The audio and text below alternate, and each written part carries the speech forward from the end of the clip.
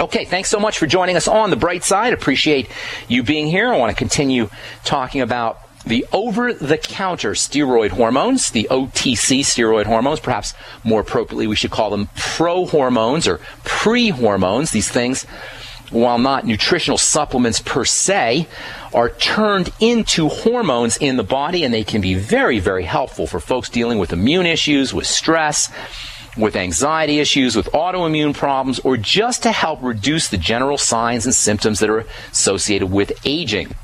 We spent a lot of time last week and a little bit yesterday talking about progesterone and DHEA. Today I want to talk about a third hormone substance that's available over the counter that, like progesterone and like DHEA, is available over the counter, and like progesterone and like DHEA, this stuff it's derived from cholesterol. Tomorrow we're going to be talking, and for the next few days afterwards, we're going to be talking about cholesterol.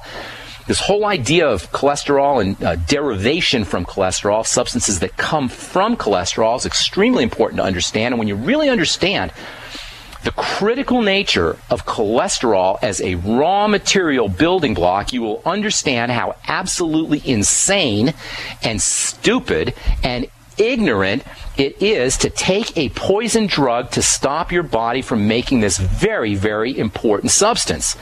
Cholesterol is a raw material compound. It's extremely important. And especially in the light of this statin mania that medical professionals seem to be afflicted with, we're going to be spending a lot of time talking about cholesterol and its very important role in maintaining the health of the body for the next couple of days after today. For now, I want to point out just that these three easy-to-use, inexpensive, easy to obtain growth and repair fountain of youth substances, progesterone, DHEA, and pregnenolone, which we'll be talking about today, are all derived from cholesterol. All right, so this third hormone that I'm going to talk about, or pro-hormone or pre-hormone, is called pregnenolone. Like progesterone and like DHEA, it is completely non-toxic. You can't OD on it, although, as I said yesterday, these materials are not nutritional supplements. They are hormonal. So when you're dosing with them, you want to stay on as low a dose as possible, as low a dose as you need. With progesterone, for example, you want to be at around 25 to 100 milligrams a day. With DHEA, maybe 10 to 50 milligrams a day. And with pregnenolone, maybe 50 to 100 milligrams a day. And by the way, pregnenolone is spelled Pregnenolone, pregnenolone. And these doses, by the way, are all approximate doses, and you're going to have to see what works best for you. And to do it right, you may want to actually have somebody test your blood levels to see where you're at, especially if you've been taking these substances for a while. If you go into a little bit of drowsiness with progesterone and pregnenolone, or if you start to break out when you're taking DHEA, or if your skin gets a little bit oily, you may notice also, if you're taking too much, that you got a little bit of hair loss or voice deepening. If you have any of these symptoms, it's time to back off on these substances. That having been said, in my opinion, the possibility that you might take too much should not outweigh the tremendous benefits that you can get from these substances, these pro-hormone, pre-hormone materials. All right, so let's talk a little bit about pregnenolone. The scientific community has known about pregnenolone since the 1940s, when a guy named Hans Selye, S-E-L-Y-E, Hans Selye, first started researching and writing about pregnenolone as a useful substance for treating stress-related health issues. Hans Selye was one of the most important medical researchers of all times, a brilliant endocrinologist. He wrote a whole bunch of textbooks, medical textbooks about hormones and about endocrinology. He's considered to be the father of the fight or flight stress response theory, the association, the idea that stresses can be associated with degenerative disease. Before Hans Selye came up with this idea in the 1940s, nobody had thought that there was a connection between stress and degenerative disease. That may seem kind of odd. Today, everybody seems to know that, hey, yeah, if you have a lot of stress going on in your life, that's not a good thing, and that can result in the breakdown of the body. But back in the 1940s, nobody really thought about that. Hans Selye was the first guy to come up with this idea that there was a link between stress and degeneration. The technical name for his theory was the general adaptation syndrome, and it's based on his findings that stress is responsible for chemical changes in the body that ultimately ultimately lead to the body breaking down. Degenerative disease. That's what it means. Degenerative disease is the body breaking down. Today, this is common knowledge, but in the 1930s and 1940s, when Selye was developing his idea, this notion was unheard of and somewhat radical. One of Selye's main concepts, one of his main ideas, was that stresses, which are basically survival threats, or at least perceived survival threats, the body thinks that its life is at stake. One of Selye's main concepts was that these stresses create permanent or semi-permanent biochemical changes in the body that outlast the length of time that the stress is taking place in. In other words, the changes in the body continue even after the stress goes away. The effects of the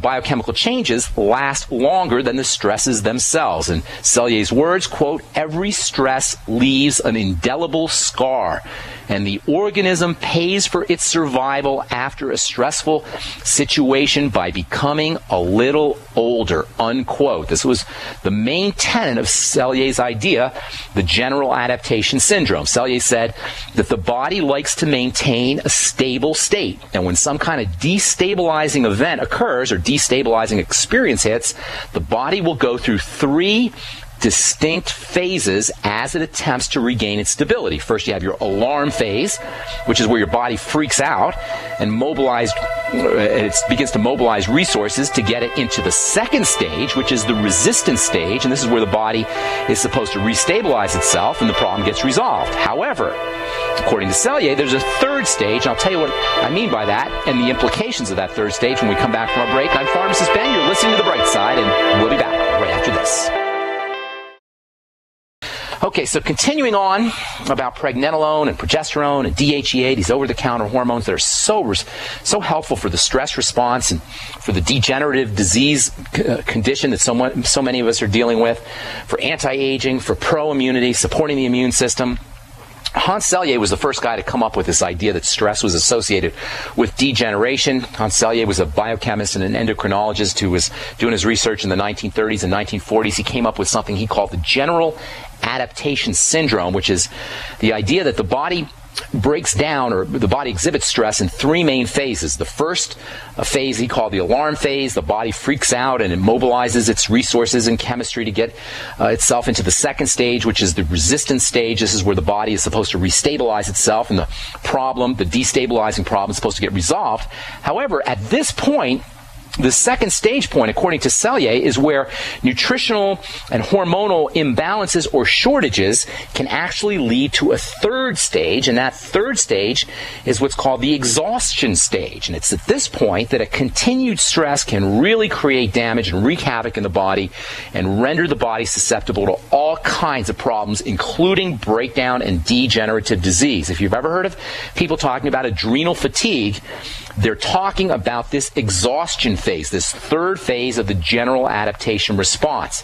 One of the most important jobs of the Mighty 90 and these pro-hormone supplements that we've been talking about, the DHEA and the progesterone and the pregnenolone, one of the most important jobs of these substances is to keep the body from reaching this third point in the general adaptation process, this exhaustion point.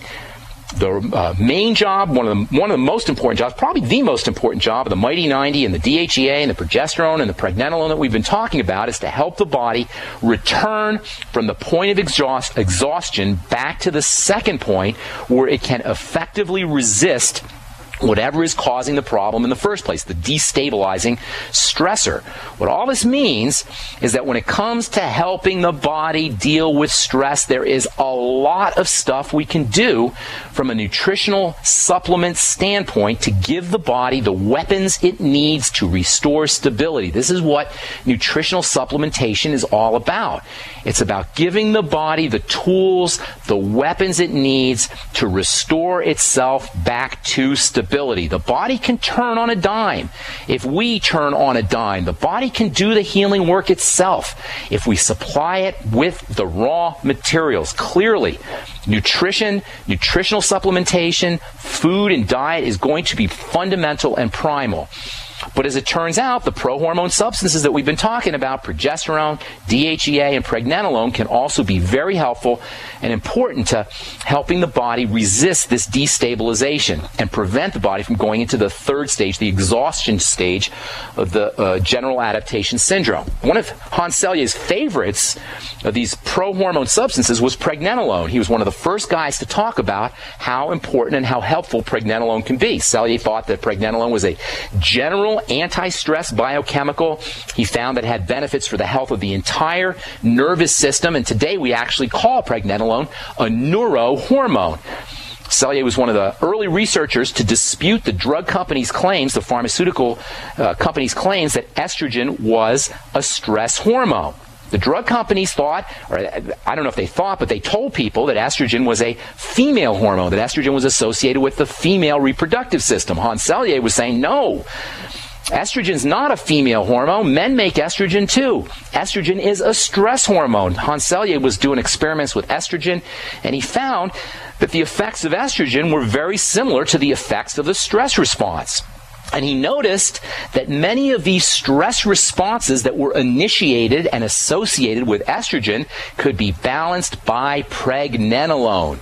He was especially interested in pregnenolone's ability to balance the stress of estrogen in the brain and in the nervous system.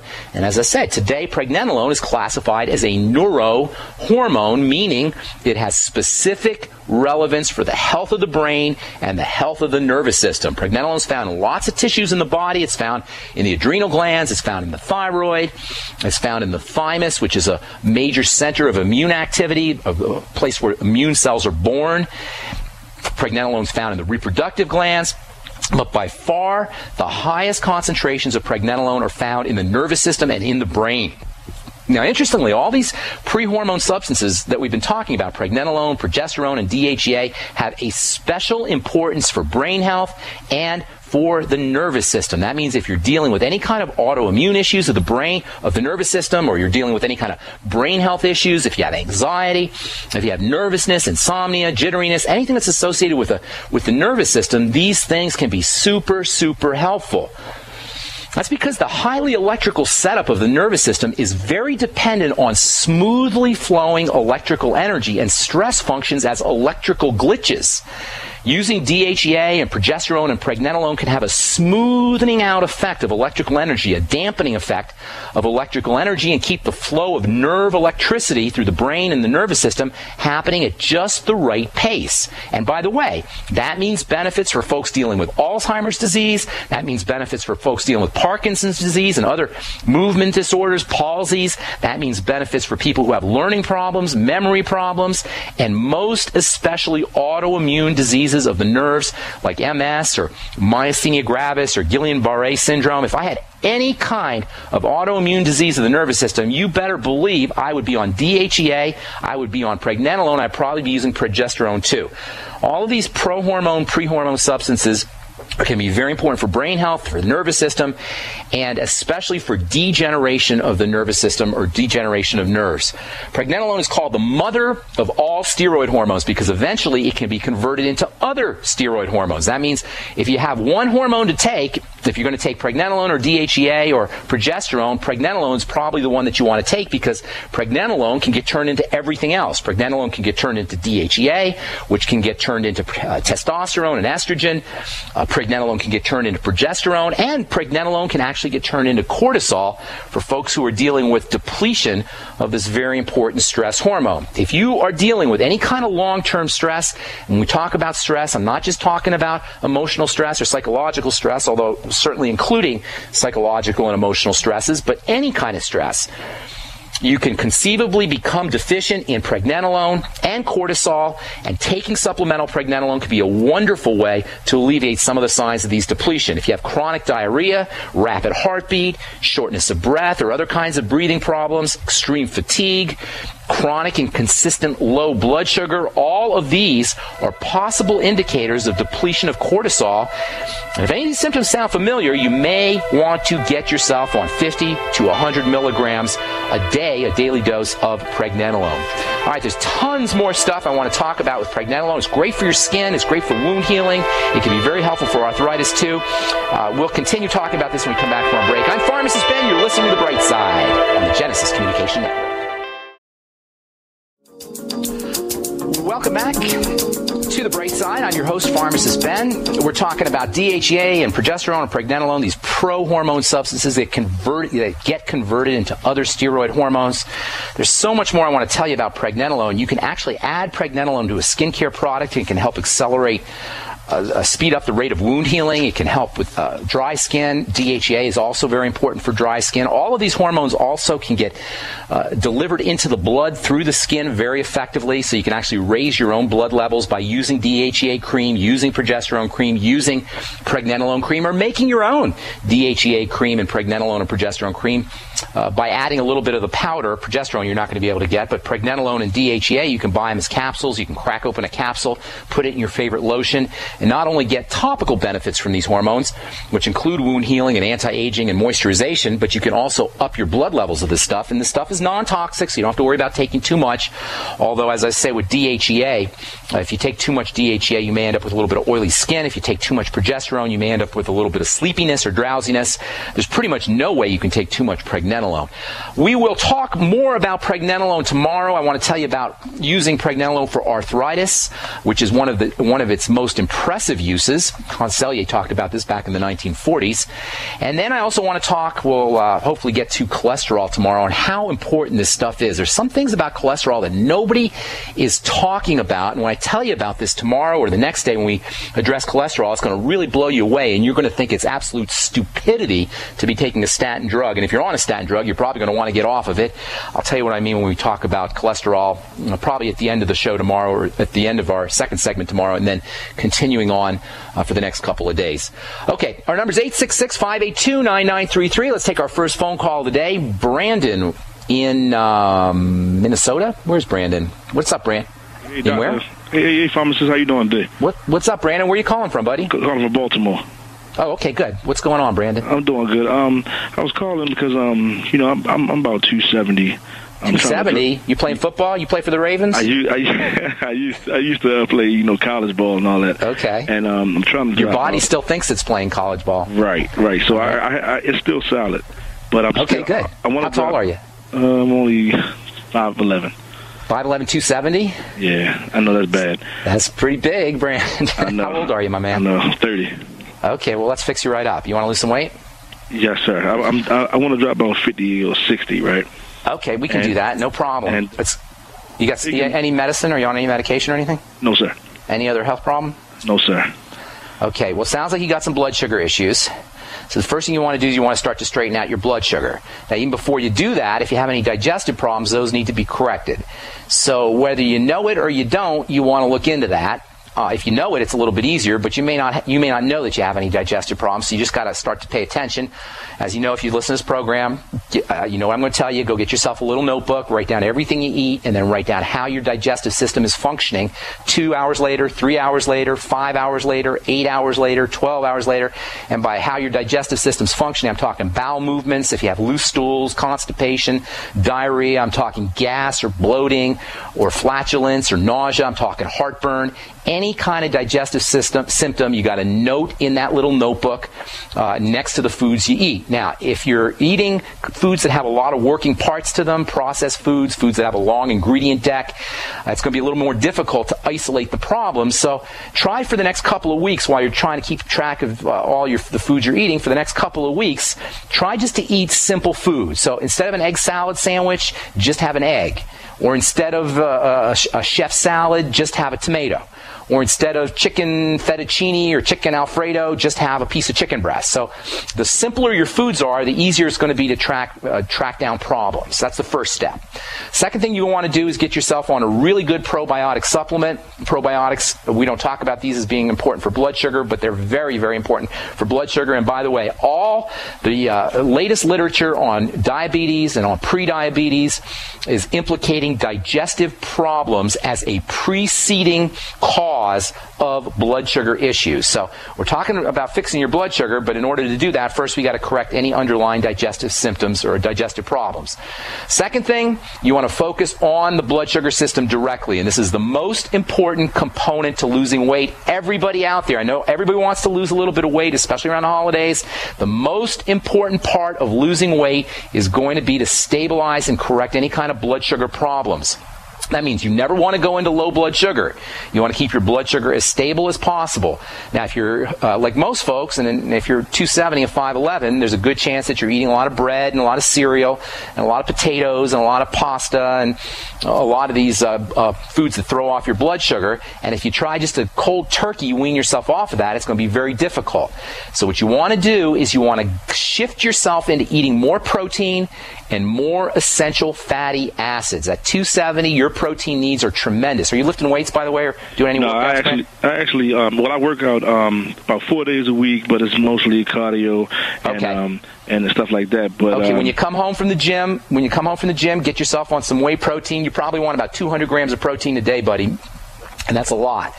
It's going to be difficult to get that from food, so get yourself some whey protein, and you get about 30 grams of protein in a scoop of whey, so you're looking at 6 or 7 scoops of protein a day. Whey protein is going to be the best, and do it for sure when you come home from the gym. The more protein you're eating, the easier it's going to be to wean yourself off of these foods that throw off your blood sugar. The next thing you want to do is you're going to want to get on nutritional supplements that help stabilize the blood sugar. Chromium and vanadium are true superstars. Longevity's got a great product called Sweeties that can do that for you, that can get you chromium and vanadium. The entire B complex, very important for blood sugar issues, especially thiamine, vitamin B1, and niacin, vitamin B3. Magnesium is also very important for blood sugar control, and so are omega-3 fatty acids. Those are from flaxseed oil, from fish oil. You can get those in the Ultimate EFA. In fact, the Healthy Start Pack might be a great thing for you to, for a great triad of products for you to add into your supplement program. That's got the Ultimate EFAs in there and the Beyond Tangy Tangerine and a magnesium product called the OsteoFX. The amino acids taurine and arginine can also be very helpful for you. You may also want to consider throwing a little bit of DHEA in there. DHEA can be helpful for not just helping you lose weight, but it can also be important for helping reduce the stress response. This is very important for folks who are working out or folks who are under stress. When your body is under a lot of stress, you are going to tend to gain weight over time. Now, at first when your body's under stress, you're going to lose weight. But when your body's under chronic long-term stress, you're going to find that you're gaining weight and it's very hard to lose weight. So keeping that stress response down is very important, and DHEA can be one of your best friends for helping stabilize the stress response. At 270 pounds, you probably could use about 20 or 30 milligrams of DHEA a day.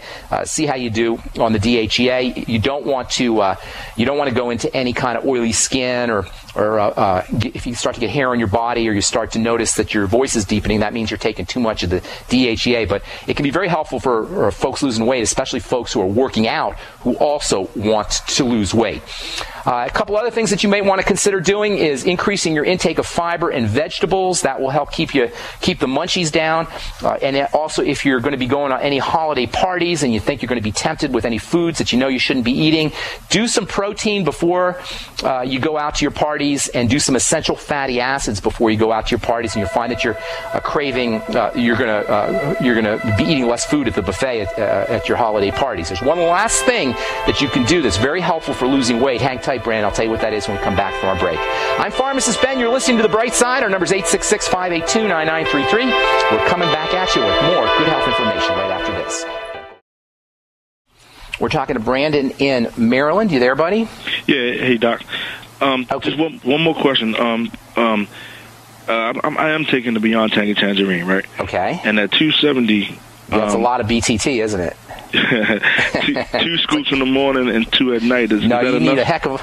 You're not going to be able to use the BTT, like that. But just stay on it. Stay on a couple of scoops a day minimum. 4 scoops would be great if you could do that. But at least 2 scoops a day. Let me tell you about the BTT, and I'm going to tell you about a sneaky little trick for helping lose weight that most folks don't know about, and this could be real helpful for you. As far as the BTT goes, the Beyond Tangy Tangerine is designed to give you nutrition during the day when you would ordinarily be running low. Now, for most people, they take their nutrients in the morning, and then by the time 2 or 3 or 4 o'clock rolls around, they're deficient in nutrients, and that's when you go out and you go get your snacks. If you use the Beyond Tangy Tangerine, that keeps you from running deficient in the middle of the day. Now, the Beyond Tangy Tangerine is not designed to get you every single nutrient in the exact amounts that you're going to need. It's simply designed to give you nutrition in the middle of the day when under ordinary circumstances you'd be running deficient and you'd be going out and snacking. And this is why people lose weight on this stuff. Once you give your body the nutrients you need, you find yourself snacking and eating the junk food so much less. That's why when I'm talking about weight loss, I don't talk specifically about losing weight as much as I talk about creating an environment in the body, changing the environment of the body into a healthy environment so that you're not out going and getting the snack foods that cause you to gain weight. So at 270, you're not going to be able to meet all your nutritional needs with the Beyond Tangy Tangerine, but keep yourself on a little bit of BTT in the middle of the day so you find that you're not snacking as much. Does that make sense, buddy? Yeah, it's only two scoops. 2 to 4 scoops a day. Yeah, you're not going to be at 270 pounds. You'd be doing 12 scoops a day. Obviously, that's not feasible. So you want to do 2 to 4 scoops a day, and then do all these other nutrients that I'm telling you about. Okay. Now, last thing I want to talk about, and this is very important for losing weight, and I don't hear people saying anything about this, and that is to use salt. Use Celtic sea salt. The adrenal glands depend on salt, and when you run deficient in salt, and by salt I'm talking about all your electrolyte minerals, not just sodium and chloride, but magnesium and calcium and potassium, especially potassium. When your body runs low, or when your adrenal glands notice that your body's low on these salts, it's going to send you out for more food. So drinking a little bit of Celtic sea salt water can help keep you away from, help minimize the amount of snacking that you're doing and keep your adrenal glands healthy. And keeping your adrenal glands healthy is very important for weight loss and to keep the weight off of your body. So making sure that you're getting some Celtic sea salt and water. I said this before. I'll tell you again, Brandon. Get Celtic sea salt or Himalayan salt is also good. Take a scoop, a spoon, not a scoop, but a spoon, teaspoon or tablespoon, put it in water, stir it around, and sip on the salt water until the salt water doesn't taste good to you anymore. The first couple of sips are going to taste really good. For most folks, they taste really good. And then as you drink a little bit more salt water, it's going to taste less and less delicious to you until you reach a point where it doesn't taste delicious at all, and then you know you had enough salt. And that can be very important for all adrenal health issues, including weight gain and weight loss, which are partially, at least, an adrenal health issue. So focus on the digestive wellness aspect. Use probiotics. Do a food diary and eliminate problem foods. Focus on blood sugar issues. Use the sweeties. Get on vitamin B1 and B3 and the entire B complex. Magnesium, you might want to use the Healthy Start Pack, which will get you the BTT and the OsteoFX and your omega-3 fatty acids, all of which can help stabilize blood sugar. The amino acid taurine, 100 milligrams or so a day. Amino acid arginine, maybe 1,000 to 2,000 milligrams a day. Arginine's got tremendous multiple benefits. Great amino acid. And then use a little bit of Celtic sea salt to help stabilize the adrenal glands.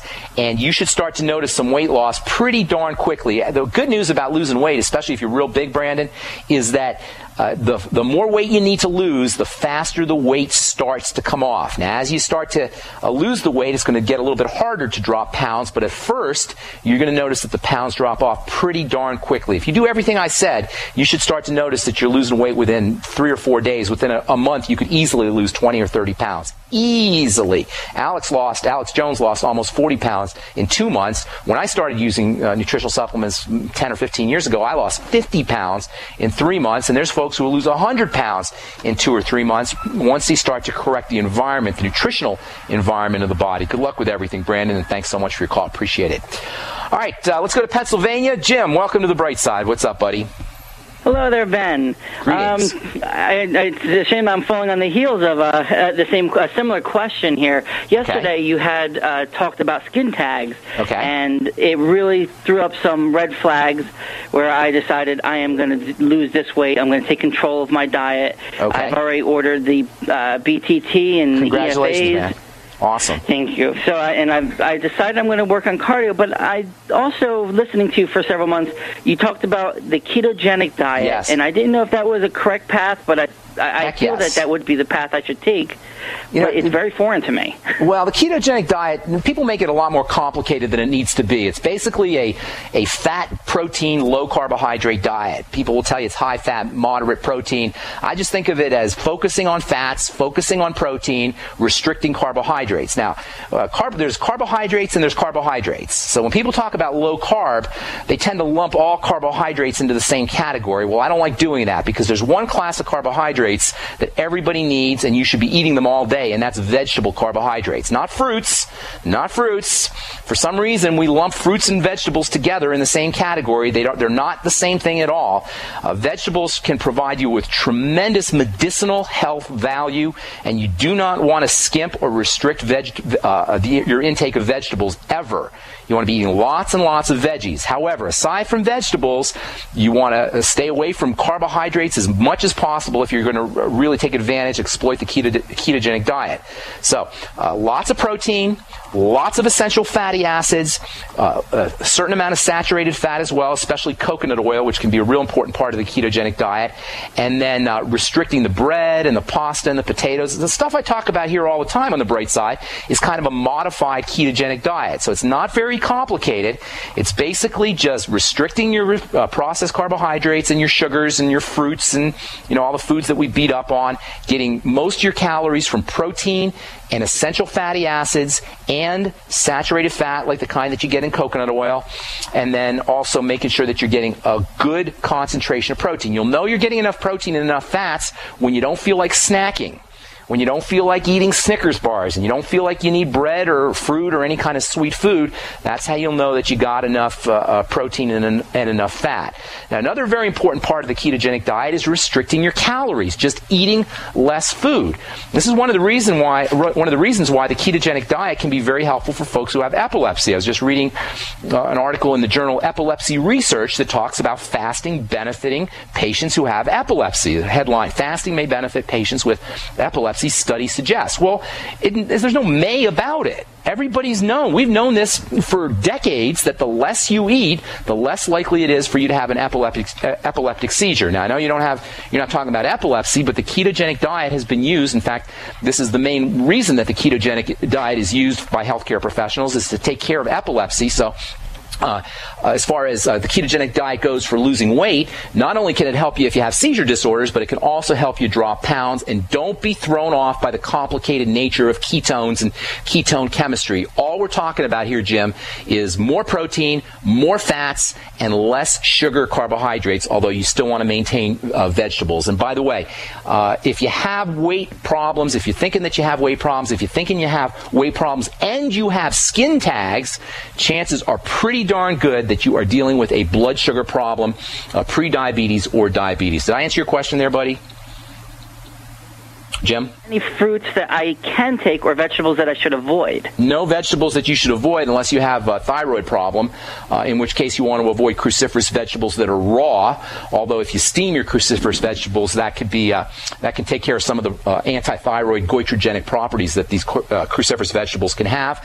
Fruits I would be restricting. A little bit of fruit here and there. You don't need to eat the whole banana. You can eat a little piece of banana. You don't need a whole apple. You can quarter your apple and suck on a quarter of the apple like it was a candy. There's some good nutrients in fruits for sure, but the problem with fruits today is that we have genetically modified these things to be super mega sweet, so they meet our need for sweets and meet our need for sugar. So fruits have some good things in them, and I don't mean to vilify an entire class of foods, but the problem with fruits today is that they've been bred to be super duper sweet. So when you're eating your fruits, concentrate on berries and small fruits, and you don't have to eat a whole banana or a whole apple, and you can eat smaller pieces of watermelon or melons in order to get the nutritional benefits. That's all the time we have for today, Jim. I apologize for cutting you off. If you got more questions, send me an email, ben@ksco.com. Thank you, folks, for joining us on The Bright Side. If you want to learn more about the longevity products or join my team, go to my website, brightsideben.com, and click on that Join Now link. Make some money and help me in my mission to educate the world